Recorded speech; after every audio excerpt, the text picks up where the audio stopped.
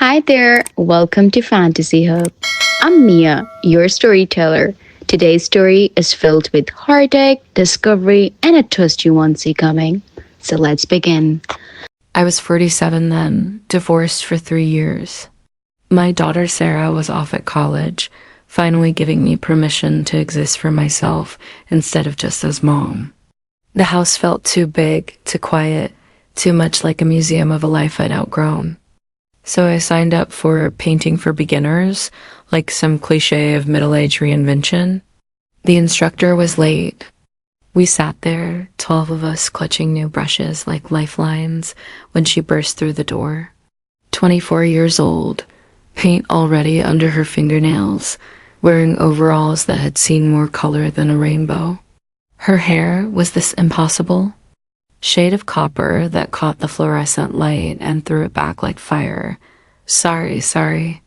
She dumped her bag with a satisfying thud. I'm Audrey, and I'm going to teach you that art isn't about making pretty pictures. It's about making honest ones. She looked right at me when she said it. Not through me, not past me, but at me, like she could see something I'd forgotten was there. That first night, I painted a vase. A simple brown clay vase sitting on the windowsill of my kitchen. Everyone else was attempting sunsets or flowers, but I painted that vase because it was the only thing in my house that felt real anymore. Audrey stopped behind my easel. Tell me about this vase, she said quietly. It's nothing special. I bought it at a garage sale when I was pregnant with my daughter. 24 years ago, and you've kept it all this time. Yes.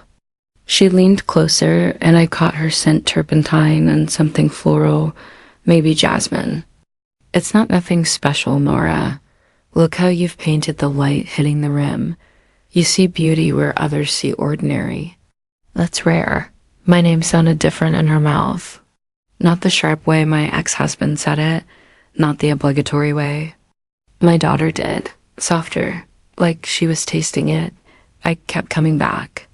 Thursday after Thursday, I'd find myself counting down the days until I could sit at that easel again. Audrey moved between us like a dancer, her hands always in motion, explaining how colors could hold emotions, how shadows could tell stories. Less thinking, Nora, she'd say, covering my hand with hers to guide the brush. More feeling. But I was a financial analyst. Thinking was what I did. Feeling was dangerous territory, full of variables I couldn't control. By October, most of the other students had dropped out. It was just me, Harold, the retired postman, and Margaret, who painted exclusively in purple. Audrey started staying, after to help us individually. You're getting better, she told me one evening as I struggled with mixing the right shade of blue for a sky, but you're still holding back. I don't know what you mean. She set down her palette knife and looked at me. Really looked. When's the last time you did something that scared you? The question hung in the air between us. When had I last done something that scared me? Certainly not in my marriage, where every day had been a careful choreography of avoiding conflict. Not at work, where I'd been doing the same job for 15 years. Not even in my divorce, which had been more relief than revolution. I can't remember, I admitted. Then we need to fix that. She walked over to a canvas she'd been working on, an abstract piece full of violent reds and urgent oranges. Without warning, she handed me her brush. Add something, anything. I can't. It's yours. It's paint on canvas, Nora. It's not sacred. What's the worst that could happen? I stared at the brush in my hand. The worst that could happen? I could ruin it. Make it ugly. Disappoint her. But she was watching me with those eyes that seemed to see straight through all my careful defenses. And suddenly, I didn't care about the worst that could happen. I dragged the brush across the canvas in a diagonal slash of deep purple. Audrey grinned. There she is. November brought rain and something else, a shift I couldn't name. Audrey started arriving early to set up, which meant I did too, just to have those extra minutes with her. We'd talk about everything: her art, my work, her dreams of having a solo show, my fears about growing old alone. "You won't grow old alone," she said one evening as we cleaned brushes together. "You're too magnetic for that." "Magnetic?" I laughed. "I'm a middle-aged accountant with crow's feet and a mortgage." "You're a woman who paints truth," she said simply. "That's magnetic." The compliment settled somewhere deep in my chest, warm and unfamiliar. Our hands were both in the murky water, cleaning brushes, when her fingers brushed mine. Just for a second, just enough to send electricity up my arm and straight to my heart. I pulled my hand back too quickly, sloshing water onto the floor. "I should go," I mumbled, grabbing my purse. But as I reached the door, she called out, "Nora?" I turned back. "Same time next week?" The hope in her voice nearly undid me. Same time next week. By December, I was lying to everyone. To Sarah when she called, "Just taking an art class." "Honey, nothing exciting." To my sister Janet, "No, I'm not dating anyone, just focusing on myself." To myself, "This is just a friendship, a mentorship, nothing more." But nothing more doesn't make your heart race when someone walks into a room. Nothing more doesn't make you buy new clothes, hoping she'll notice. Nothing more doesn't make you lie awake at night, wondering what her skin would feel like under your hands. The breaking point came on December 18th, our last class before the holidays. Audrey had brought wine for celebrating your progress, she said, but it felt more dangerous than celebratory. Margaret and Harold had already left. It was just us, lightly wine-drunk, standing in front of my latest painting, a self-portrait. I'd been avoiding finishing for weeks. "It's missing something," Audrey said, tilting her head. "What?" She stepped closer to the canvas, then closer to me. "Joy. You've painted yourself beautiful but sad. Where's your joy, Nora?" The question broke something open in my chest. Where was my joy? I'd spent so long being careful, being responsible, being what everyone needed me to be, that I'd forgotten. What made me happy? No, that wasn't true. I knew what made me happy. She was standing right in front of me, paint-stained and wine-flushed, and so achingly young and alive. "My joy," I whispered, and before I could stop myself, before I could think about age differences or consequences or what anyone would say, I kissed her. Her lips were soft and warm and tasted like the cheap red wine we'd been sharing. For a moment, one perfect, suspended moment, she kissed me back. Then she pulled away, breathless, her eyes wide. "I'm pregnant," she blurted out. The world tilted. The wine, the kiss, the months of building tension, all of it crashed down around. M.E., of course. Of course she was pregnant. Of course I'd finally found the courage to want something, only to discover it was impossible. Oh God. I stepped back, my hand flying to my mouth. "I'm so sorry, I didn't know." "Your boyfriend must—" "There's no boyfriend," she said quickly. "I'm a surrogate." The word hung between us like a bridge I wasn't sure I could cross. A surrogate. "For Catherine and Marie, your friends from the investment firm. They've been trying for years, and I needed the money for my MFA, and they needed someone they could trust, and..." She was talking fast, nervous. "It's not my baby, Nora. Biologically, I mean, it's theirs." Relief flooded through me so strong, it was almost painful. Not her baby. Not some boyfriend waiting at home. But then reality set in. "You're still pregnant? For 6 more months, yes. And Catherine and Marie are my clients. They know me. They'll know we..." I couldn't even finish the sentence. Audrey's face crumpled slightly. "So this was a mistake?" The hurt in her voice nearly broke me. No, Audrey, it wasn't a mistake. It's just complicated. Everything worth having is complicated." She said it with such certainty, such fierce conviction that I almost believed her. Over the holidays, I did what I did best. I analyzed the situation from every possible angle. The age difference, the pregnancy, the professional complications, the fact that I'd never been with a woman before, had never even considered it. But every rational argument crumbled when I remembered the way she'd looked at me in that moment. Before the kiss, like I was something precious, something worth wanting, I called Sarah on New Year's Eve. "Mom, is everything okay? You sound different." "I met someone," I said, the words rushing out before I could stop them. "That's great. What's his name?" The pause stretched too long. "Her name is Audrey." Silence on the other end of the line. "Her?" "Her." More silence. Then carefully, "Okay, tell me about her."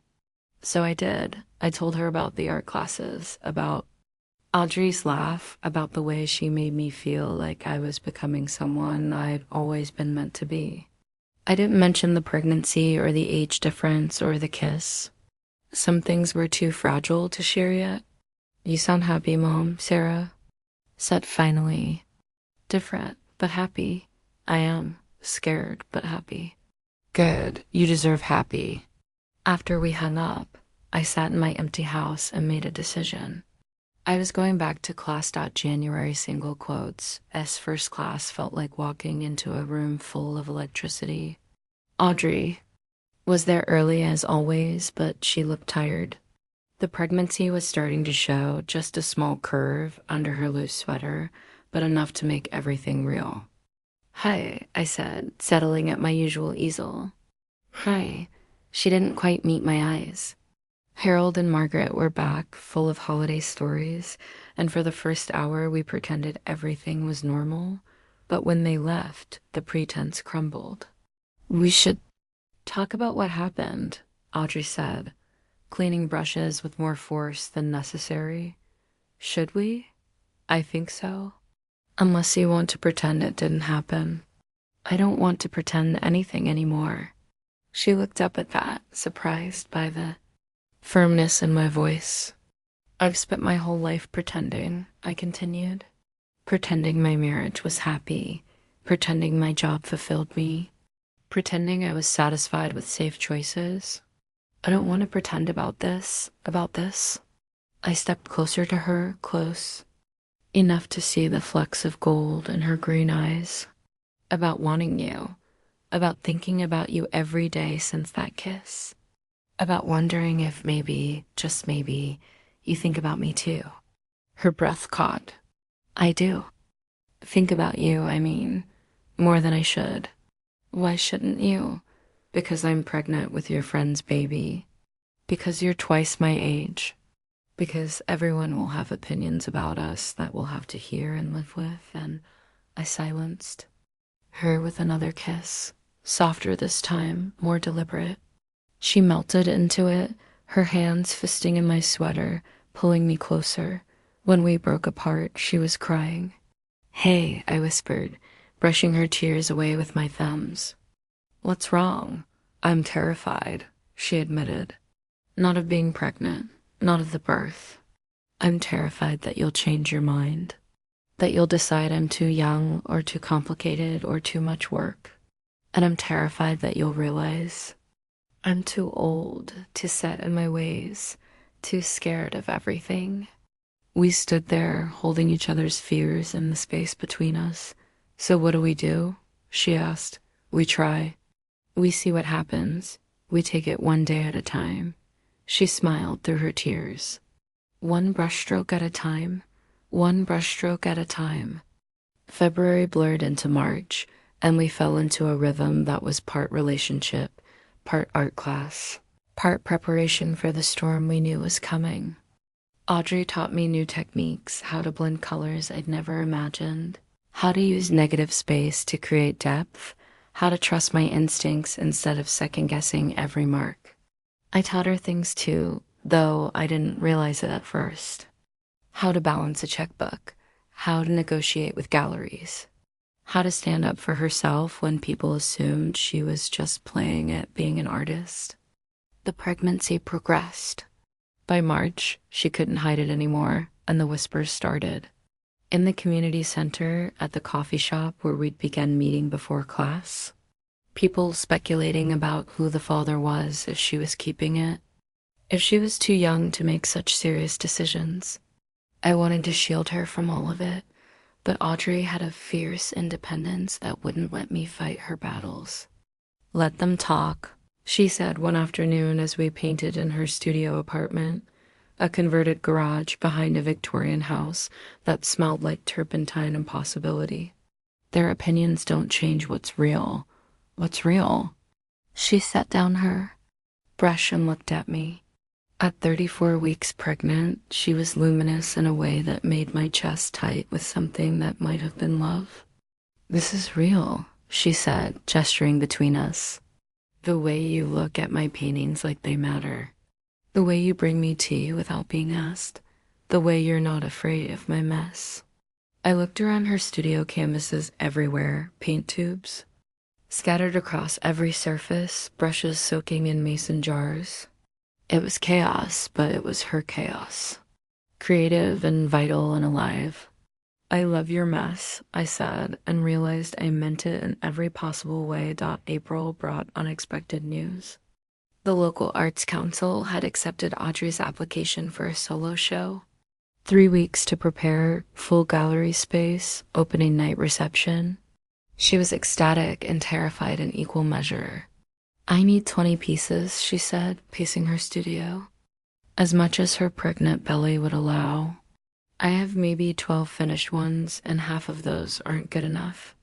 Then we'll finish them, paint new ones, whatever you need." I'm not going anywhere, Audrey."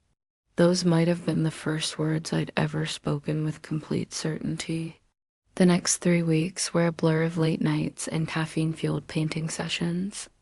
I watched Audrey create like I'd never seen anyone create, with her whole body, her whole heart. She painted her childhood in rural Oregon, her first heartbreak, her dreams of traveling to every art museum in Europe, and she painted me. I didn't know about the portrait until the week before the show. I'd arrived at her studio with dinner to find her standing in front of an easel I wasn't allowed to see. "It's you," she said simply, "the way I see you." She turned the canvas around, and I forgot how to breathe. It was me, but not me. The woman in the painting had my face, my silver-streaked hair, my careful hands. But she was radiant, with something I've never seen in a mirror: confidence, sensuality, joy. The title, written in Audrey's flowing script at the bottom, read, "Home." "I can't show this," I whispered. "Why not?" "Because everyone will know. About us, about how you see me." "Good," she said fiercely. "I want them to know. I want everyone to know that I love you." It was the first time either of us had said the word out loud. "I love you too," I said, and the words felt like coming home to myself. The gallery was packed. More people than I'd expected, drawn by curiosity about the young pregnant artist and her bold, honest work. I recognized several faces from the community center, from work, from the careful social circles I'd navigated for decades. Catherine and Marie were there, glowing with excitement about their impending arrival. They hugged Audrey carefully, avoiding her belly, and thanked her again for the gift she was giving them. My sister Janet appeared at my elbow. "She's talented," she said, surveying Audrey's paintings. "Young, but talented." "Yes, she is. And that's her?" Janet nodded toward where Audrey stood, accepting congratulations and answering questions. "About her technique, that's her." Janet studied my face with the thoroughness of someone who'd known me for 47 years. "You look different, lighter somehow." Before I could respond, the gallery director called for attention. Time for the artist to speak. Audrey moved to the center of the room, one hand resting on her belly, the other holding a glass of sparkling water. She looked beautiful and terrified and absolutely magnificent. "Thank you all for coming," she began. "These paintings represent 2 years of work, but more than that, they represent learning to see myself clearly. learning to paint truth instead of what I thought people wanted to see. Her eyes found mine across the crowded room. Someone taught me that art isn't about making pretty pictures. It's about making honest ones, about having the courage to show who you really are, especially when it scares you. She moved toward the back wall where the portrait of me hung. I felt the room's attention shift, felt the whispers start. This painting is called Home, Audrey continued. It's a portrait of the woman who taught me that love isn't about age or convention or what other people think. It's about finding someone who sees you, really sees you, and chooses to stay. The room was silent now. I was aware of Catherine and Marie exchanging glances, of Janet's sharp intake of breath, of the gallery director's carefully neutral expression. Audrey looked directly at me. "Nora, would you come here?" Every instinct screamed at me to stay. Where I was, to avoid the spectacle, to protect my reputation and my privacy. But Audrey was looking at me with such love, such trust, such absolute faith that I would choose her even in front of everyone who mattered to my carefully constructed life. So I did. I walked across that gallery, through the whispers and stares, until I was standing next to her. "I love you," she said, loud enough for everyone to hear. "I love you too," I replied and kissed her. The room erupted. Gasps, whispers, a smattering of applause. But all I could hear was Audrey's heartbeat against my chest as she held me tight. The weeks following the gallery showing were hard in ways I hadn't anticipated.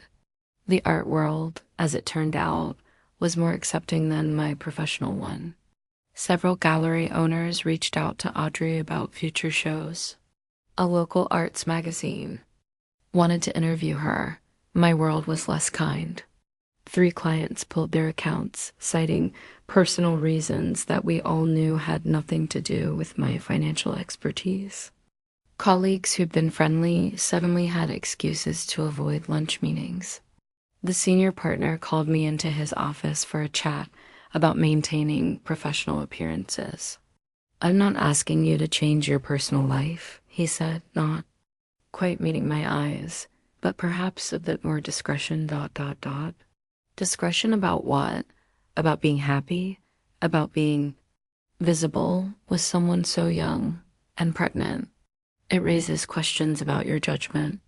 I stared at him, this man I'd worked with for 12 years, who'd praised my analytical skills and ethical standards countless times. My judgment about investments or my judgment about love? He sighed.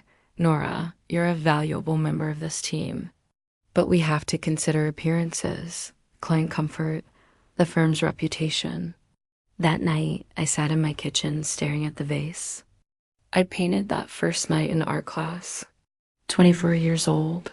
Bought at a garage sale when I was pregnant with Sarah. I kept it because it was beautiful in its simplicity, because it held flowers and water and light. It had never occurred to me to ask what other people thought of it. When Audrey arrived, she had a key now. Another small revolution, she found me crying over a bowl of soup I hadn't touched. "What happened?" I told her about the meeting, about the clients, about the careful distance I could feel my colleagues creating. She listened without interrupting, her hand resting on her belly where the baby was doing somersaults. "I'm sorry," she said when I finished. "For what?" "For making your life complicated." I looked at her paint under her fingernails as always, hair escaping from its ponytail, wearing one of my old sweaters because it was softer than her own clothes. She was beautiful and messy and real, and she was sorry for existing in my world. "Don't," I said fiercely. "Don't apologize for who you are. Don't apologize for loving me or letting me love you. The problem isn't you, Audrey. The problem is them, but your job is just a job. You're my life." Sophie Marie Chen Williams arrived on a rainy Tuesday in May, 3 weeks early and furious about it. I'd driven Audrey to the hospital at 3 a.m.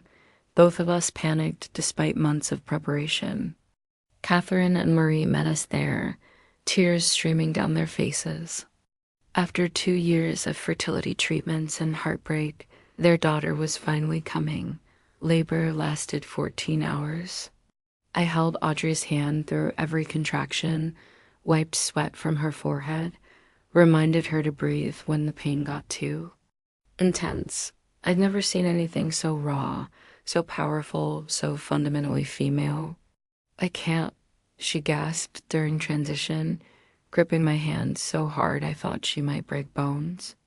I can't do this anymore. Yes, you can, I whispered. You're the strongest person I know. You can do anything. She looked at me with eyes glazed with exhaustion and pain, and something else, complete trust. She believed me. Even when she didn't believe in herself, she believed in what I saw in her. When Sophie finally arrived, red-faced and screaming, and perfect Audrey collapsed against me, sobbing with relief and exhaustion and something that might have been grief. You did it, I whispered into her hair. You brought her into the world. The midwife cleaned Sophie and placed her directly on Catherine's chest. Marie was crying so hard she couldn't speak. Their daughter, finally in their arms after so much longing. But Audrey was looking at them with an expression I couldn't quite read. Love, yes. Satisfaction at having completed her promise to them, but also something else.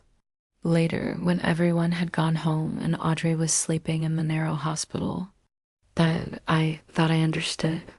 She'd carried Sophie for 9 months, felt her kick and hiccup and dance inside her body.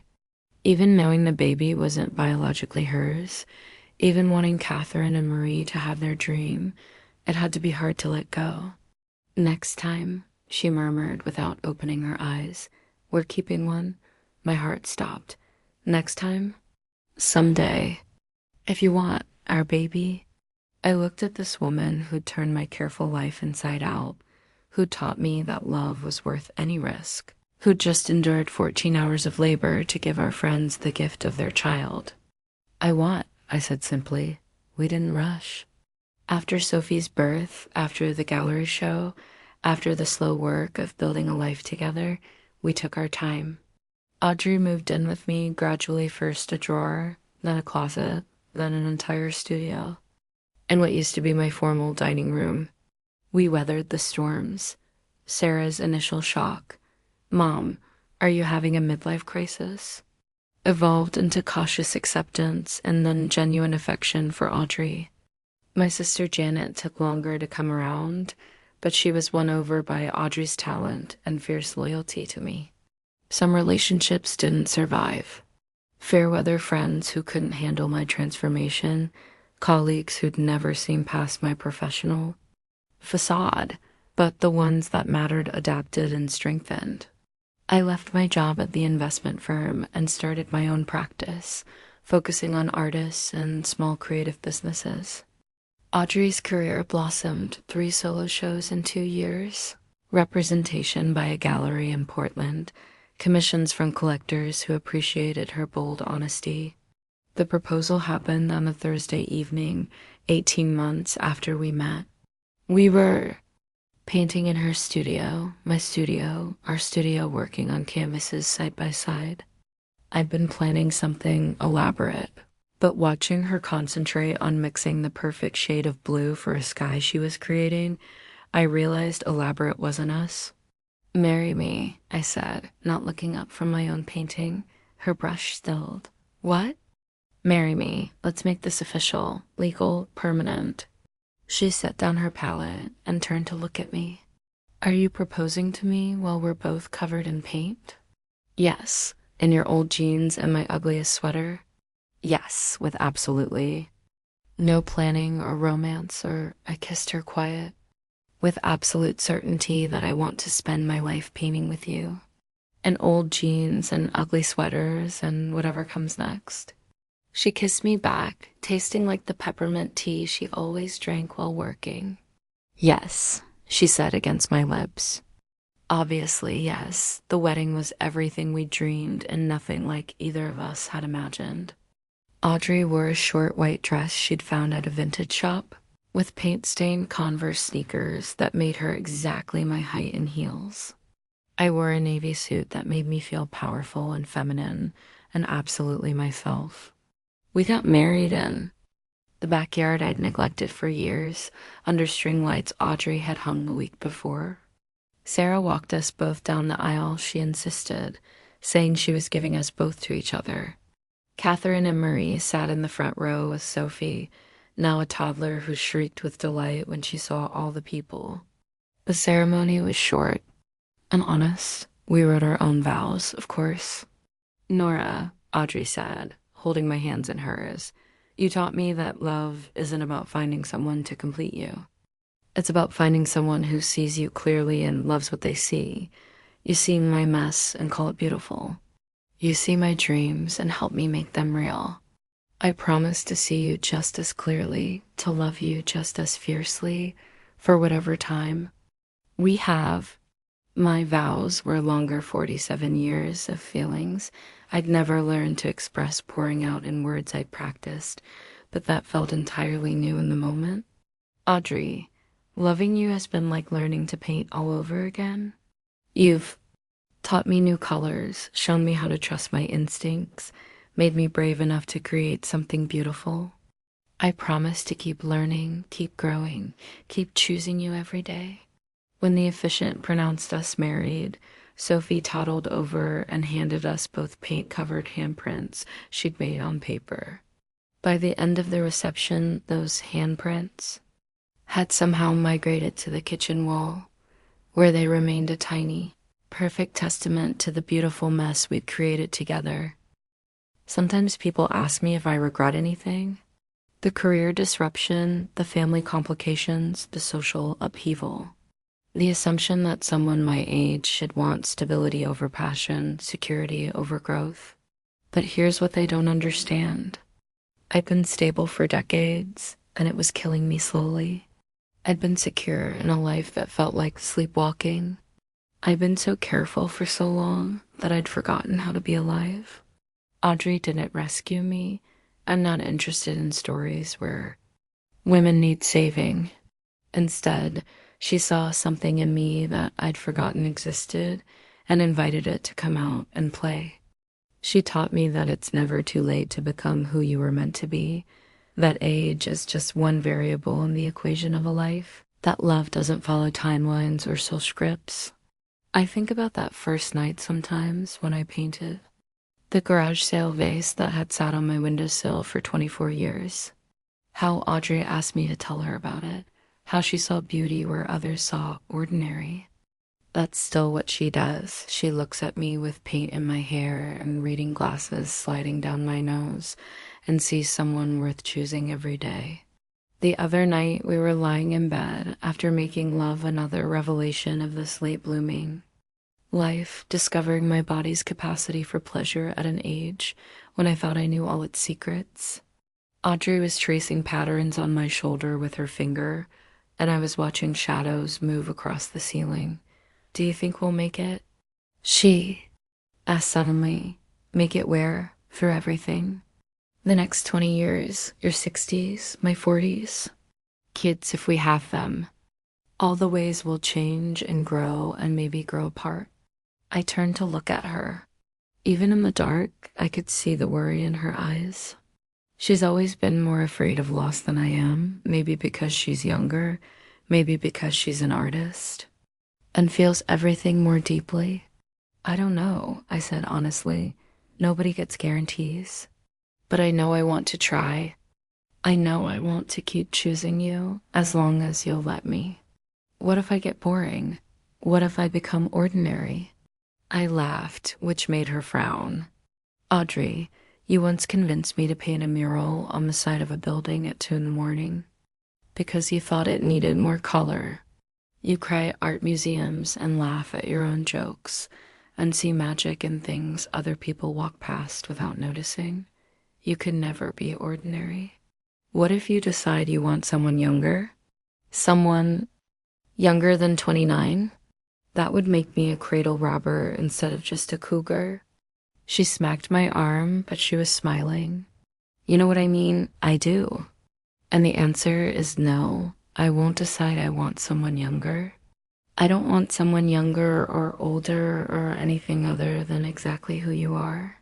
I want the woman who teaches me new ways to see, who makes me brave enough to take risks, who loves me in paint-stained clothes and expensive dresses with equal enthusiasm. Promise? I promise to keep choosing you. Every day, as long as you'll have me. She was quiet for a moment, then, what about you?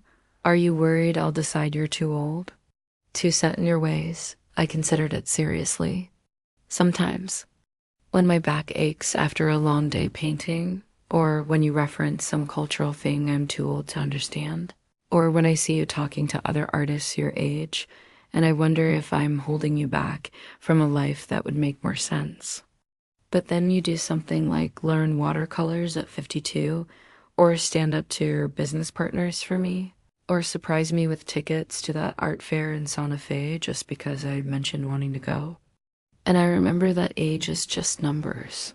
What matters is how willing we are to keep growing together. She curled closer to me, her head on my shoulder. We're going to be okay, aren't we? We're going to be magnificent. The fertility clinic was both more and less complicated than I'd expected. Dr. Martinez was matter-of-fact about our situation, an older woman, a younger woman, both healthy, both committed. She outlined our options with the same professional calm she probably used to discuss any medical procedure. The process will be easier for Audrey to carry, she explained, given her age and the fact that she's already had a successful pregnancy. We can use donor sperm, and you'll both be legal parents from the moment the baby is born. Legal parents. The phrase settled something anxious in my chest. Whatever happened, this child would be ours equally, officially, completely. The waiting was harder than the procedures. 3 months of hormone treatments, careful timing, hope and disappointment cycling like tides. I watched Audrey's body respond to the medications with the same intensity she brought to her art completely, without reservation. What if it doesn't work? She asked one evening after our second failed attempt. Then we try again. Or we adopt. Or we become the kind of aunts who spoil Sophie rotten and travel the world together. You'd be okay with that? No biological children? I thought about it seriously. A year ago, the answer might have been different, but loving Audrey had taught me that family was about choice, not just biology. We'd already chosen each other. Against every conventional wisdom, we could choose to love a child the same way. I'd be okay with whatever comes next, as long as it's with you. The third attempt worked. Audrey's pregnancy was different this time. Not just because this baby was ours to keep, but because she approached it like an art project. She documented everything, the changes in her body, her shifting perspective, the way light looked different when you were growing life inside you. I want to remember all of it, she said, setting up her easel to capture the curve of her belly. At 6 months, with Sophie, I was so focused on the end result that I missed a lot of the journey. This time, the journey is the point. I became her assistant, mixing colors and cleaning brushes while she worked. But more than that, I became her subject. She painted me reading pregnancy books, assembling a crib, falling asleep with my hand on her belly. A portrait series she called Becoming Mothers. The paintings were raw and honest in a way that made me uncomfortable at first. In one, I was crying over a negative pregnancy test from our early attempts, my face twisted with a grief I'd tried to hide.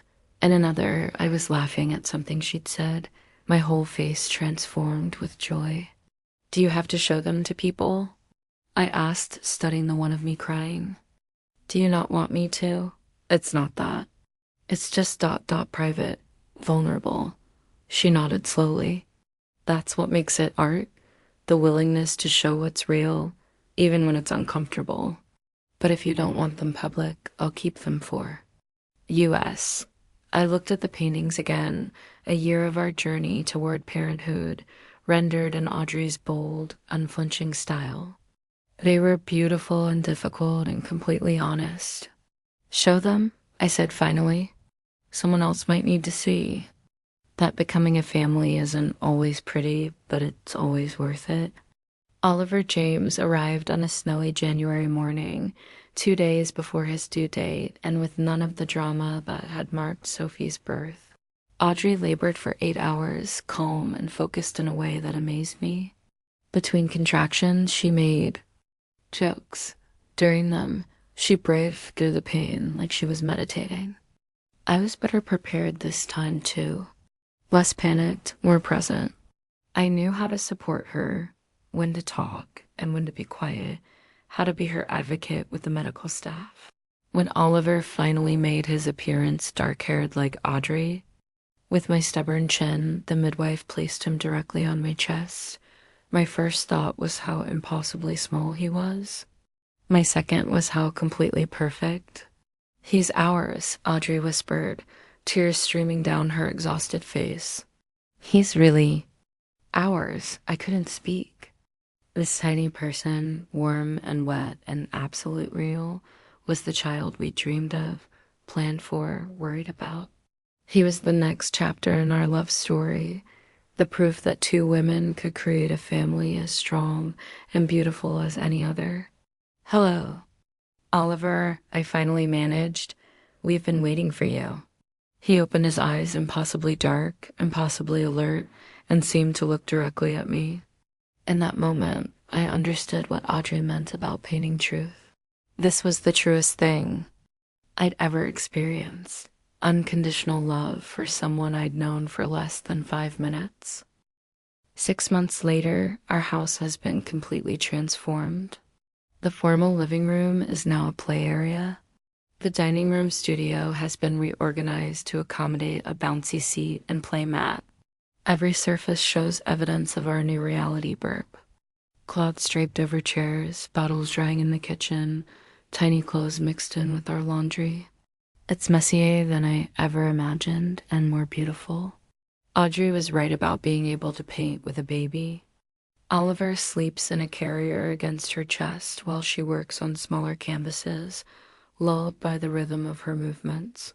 When he's awake and alert, he watches the colors move across her brush with the same fascination I once did.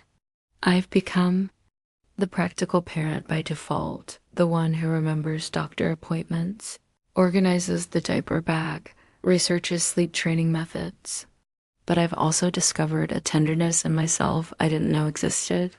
When Oliver cries in the night, I'm the one who can calm him fastest, walking circles around our bedroom while humming off-key lullabies. "You're a natural," Audrey told me last week, watching me feed him a bottle while simultaneously balancing my laptop to check client emails. "I'm a multitasker." "It's different." "No, you're a natural mother." Look how he relaxes when you hold him. I looked down at Oliver, heavy and warm in my arms, his tiny fist wrapped around my finger. She was right. He did seem to settle more quickly with me, as if my heartbeat or scent or some invisible signal told him he was safe. At 53, I was finally learning what it meant to be someone's mother by choice rather than circumstance. By overwhelming love rather than biological accident out today is Oliver's first birthday. We're having a small party, just family and close friends, the people who've witnessed and supported our unconventional journey. Catherine and Marie are here, with Sophie, now 4, and convinced that Oliver is her personal baby brother. Sarah flew in from San Francisco with her new girlfriend, a photographer who's been documenting our celebration with the eye of someone who understands that families come in all configurations. Janet made the cake a masterpiece decorated with paintbrushes and tiny handprints and frosting. Even my parents came, still awkward around Audrey, but clearly smitten with their grandson. My father, who hadn't said more than 10 words to me in the past 3 years, spent 20 minutes showing Oliver how to stack blocks, his voice gentle in a way I remembered from my own childhood. Audrey's latest painting hangs above the mantel, a Self-portrait of her nursing Oliver, but painted from his perspective. So you see her face the way he must, enormous, loving, the center of his small universe. It's part of a new series she's calling Through Their Eyes, exploring how children see the adults who care for them. The art world has embraced this new phase of her work with even more enthusiasm than before. Motherhood hasn't slowed her career, it's deepened it, given her access to emotions and experiences she'd never explored before. She has a show opening next month in New York, her first on the East Coast. We're all going to meet Oliver, even my parents, who've never been to New York but who want to see their daughter-in-law's pictures in a real gallery. The fact that they call her their daughter-in-law now, that they include Oliver in their Christmas cards and ask about his milestones, feels like a victory I'd stopped hoping for.